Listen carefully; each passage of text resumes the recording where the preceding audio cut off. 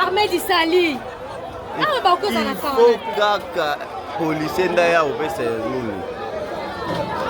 Hôpital à Badwa Rose à risque à un. Ah, Okufa. Ah, Okufa. Oui.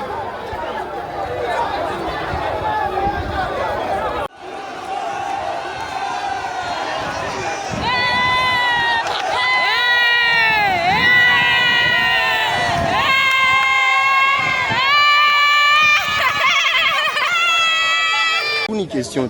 Yo tout une question tu can répondre. Ah oui, comme ça soko ye ah mamo makala.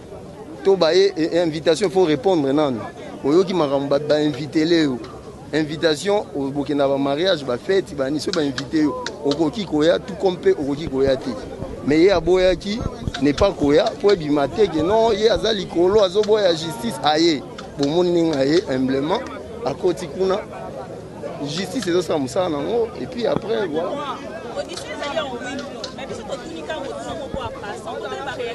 Non, non, c'est ça, oui. Yo, vous avez comment mon week-end. Ngana na policier. Naza le roi yo, ngana libanda, on zo tuna ngaba question libanda.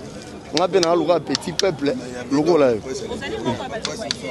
Par rapport à la réaction na bino au cas et koko maté puisque logo ya té. Et comment ni? Bonye comment ni? Fatia revivre ye moko diriger moko ye moko nozo kani.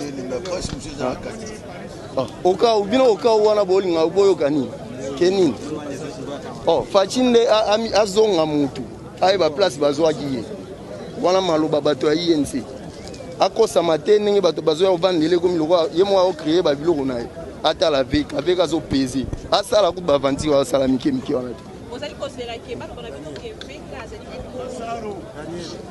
na affaire azanani aza pour nous a blanchi hein. Bon, on a le bâtiment pour le monde on presque au milieu là. Bino bonira avec à condamné pour mettre la champagne. Bon, yoka sikoyo. Veka aza directeur de cabinet et chef de l'État. Et là, au côté directeur de cabinet et chef de l'État, a roki ko sala sans que chef de l'État yeba. Donc les locaux o bazoluka. Ce qui veka, c'est que chef de l'État paye asile. Ah, oyoki réponse à moi. Namon ba fille belle balabino, yé pas au bal l'année prochaine.